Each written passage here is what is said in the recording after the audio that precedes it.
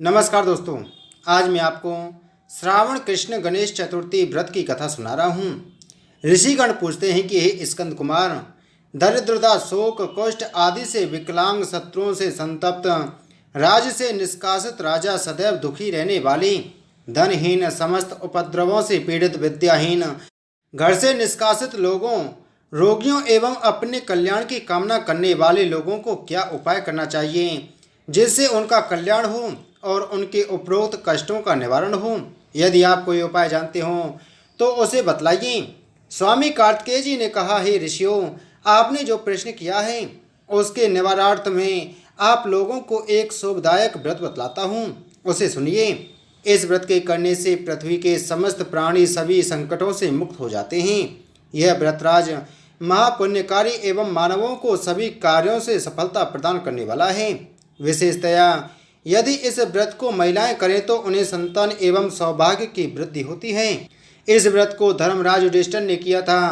पूर्व काल में राजच्युत होकर अपने भाइयों के साथ जब धर्मराज वन में चले गए थे तो उस वनवास काल में भगवान श्री कृष्ण ने उनसे कहा था। युधिष्ठिर ने भगवान श्री कृष्ण से अपने कष्टों के समनार्थ जो प्रश्न किया था उस कथा को आप श्रवण कीजिए।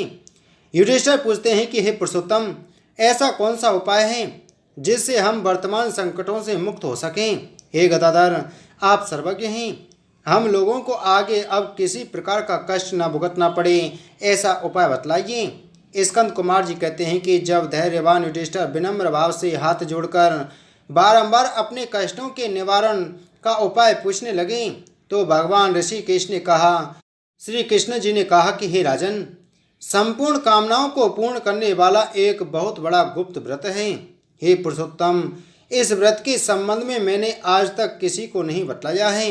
हे राजन, प्राचीन काल में सतयुग की बात है कि पर्वतराज हिमाचल की सुंदर कन्या पार्वती ने शंकर जी को पति रूप में प्राप्त करने के लिए गहन वन में जाकर कठोर तपस्या की, परंतु भगवान से प्रसन्न होकर प्रकट नहीं हुए। तब शैलतनया पार्वती जी ने अनादि काल से वेदवान गणेश जी का स्मरण किया।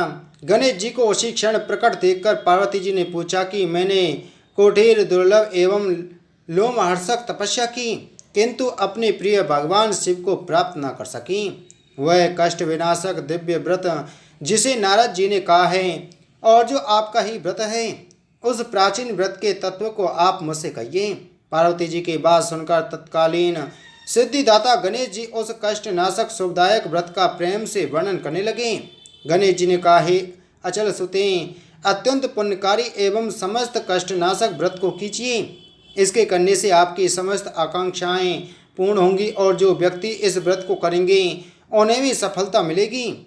हे देवादि देवेश्वरी, श्रावण के कृष्ण चतुर्थी की रात्रि में चंद्रोदय होने पर पूजन करना चाहिए। उस दिन प्रातः कृत्य से निपटकर मन में संकल्प करें कि जब तक चंद्रोदय नहीं होगा मैं निराहार रहूंगी। पहले गणेश पूजन करके तभी भोजन ग्रहण करूंगी, मन में ऐसा निश्चय करना चाहिए। इसके बाद सफ़ेद तिल के जल से स्नान करें। अपना नित्य कर्म करने के बाद हे सुंदर व्रत वाली, मेरा पूजन करें। यदि सामर्थ्य हो तो प्रति मास स्वर्ण की मूर्ति का पूजन करें। अभाव में चांदी, अष्टधातु अथवा मिट्टी की मूर्ति की ही पूजा करें। अपनी शक्ति के अनुसार सोने, चांदी, तांबे अथवा मिट्टी के कलश में जल भरकर उस पर गणेश जी की प्रतिमा स्थापित करें। मूर्ति कलश पर वस्त्राच्छादन करके अष्टदल कमल की आकृति बनावे और उसी मूर्ति की स्थापना करें। तत्पश्चात षोडशोपचार पूर्वक विधि से भक्ति पूर्वक पूजन करें। मूर्ति का ध्यान निम्न प्रकार से करें। हे लंबोदर, चार भुजा वाले, तीन नेत्र वाले, लाल रंग वाले, हे नील वर्ण वाले, शोभा के भंडार, प्रसन्न मुख वाले गणेश जी, मैं आपका ध्यान करता हूँ। हे गजानन, मैं आपका आह्वान करता हूँ। हे विघ्नराज, आपको प्रणाम करता हूँ। यह आसन है। हे लंबोदर, यह आपके लिए पाद है। हे शंकर सुमन, यह आपके लिए अर्ध है। हे उमापुत्र, यह आपके लिए स्नानार्थ जल है। हे वक्रतुंड, यह आपके लिए आचमनीय जल है। हे सूर्पकर्ण, यह आपके लिए वस्त्र है। हे कुब्ज, यह आपके लिए यज्ञोपवीत है। हे गणेश्वर, यह आपके लिए रोली चंदन है। हे विघ्न विनाशक, यह आपके लिए फूल हैं। हे विकट, यह आपके लिए धूप बत्ती है। हे वामन, यह आपके लिए दीपक है। हे सर्वदेव, यह आपके लिए लड्डू का नैवेद्य है। हे सर्वांतिनाशक देव, यह आपके निमित्त फल है। हे विघ्नहर्ता, यह आपके निमित्त मेरा प्रणाम है।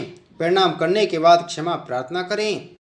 इस प्रकार षोडशोपचार रीति से पूजन करके नाना प्रकार के भक्ष्य पदार्थों को बनाकर भगवान को भोग लगावें। हे देवी, शुद्ध देसी घी में 15 लड्डू बनावें। सर्वप्रथम भगवान को लड्डू अर्पित करके उनमें से 5 ब्राह्मण को दे दें। अपनी सामर्थ्य के अनुसार दक्षिणा देकर चंद्रोदय होने पर भक्ति भाव से अर्घ देवें। तदंतर 5 लड्डू का स्वयं भोजन करें। फिर हे देवी, तुम सब तिथियों में सर्वोत्तम हो, गणेश जी की परम प्रियतमा हो। हे चतुर्थी, हमारे द्वारा प्रदत्त अर्घ को ग्रहण करो, तुम्हें प्रणाम है। निम्न प्रकार से चंद्रमा को अर्घ प्रदान करें। क्षीर सागर से उत्पन्न हे लक्ष्मी के भाई, हे निशाकर, रोहिणी सहित हे शशि, मेरे दिए हुए अर्घ को ग्रहण कीजिए। गणेश जी को इस प्रकार प्रणाम करें। हे लंबोदर, आप संपूर्ण इच्छाओं को पूर्ण करने वाले हैं, आपको प्रणाम है।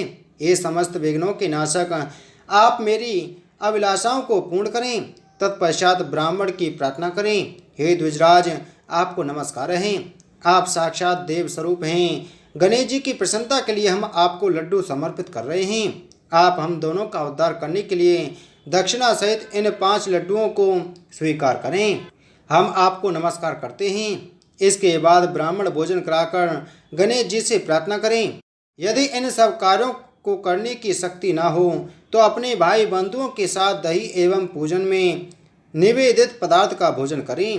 प्रार्थना करके प्रतिमा का विसर्जन करें और अपने गुरु को अन्न वस्त्र आदि एवं दक्षिणा के साथ मूर्ति दे देवें। इस प्रकार से विसर्जन करें। हे देवों में श्रेष्ठ गणेश जी, आप अपने स्थान को प्रस्थान कीजिए एवं इस व्रत पूजा के फल को दीजिए। हे सम्मुखी, इस प्रकार जीवन भर गणेश चतुर्थी का व्रत करना चाहिए। यदि जन्म भर न कर सके तो 21 वर्ष तक करें। यदि इतना करना भी संभव ना हो तो 1 वर्ष तक 12 महीने के व्रत को करें। यदि इतना भी ना कर सकें तो वर्ष में 1 मास तो अवश्य ही व्रत करें और श्रावण चतुर्थी को व्रत का उद्यापन करें। उद्यापन विधि: सर्वप्रथम सर्वशास्त्र वेता गणपति पूजक आचार्य का वर्ण करें। उनकी आज्ञा के अनुसार शास्त्रोक्त रीति से पूजन करें। अपनी शक्ति के अनुसार 1008, 108, 28 या 8 लड्डू से गणपति हवन करें। केले के खंभे एवं तोरण आदि से ऊंचा मंडप बनावें। नृत्य गीत वाद आदि से उत्सव करावें। भक्ति युक्त हो गुरु की पूजा करें। अपनी शक्ति के अनुसार सपत्नीक आचार्य को स्वर्ण, गौ, वस्त्र, आभूषण, छत्र, जूता, कमंडलू, भूमि आदि दान करें। हे देवी, गणेश जी की प्रसन्नता के निमित्त आचार्य का पूजन करके उन्हें संतुष्ट करें। इस प्रकार व्रत करने से मैं प्रसन्न होता हूँ, इसमें तनक भी संदेह नहीं है। जो लोग मेरी पूजा भक्ति भाव से करते हैं उनकी अभिलाषा मैं पूर्ण कर देता हूँ।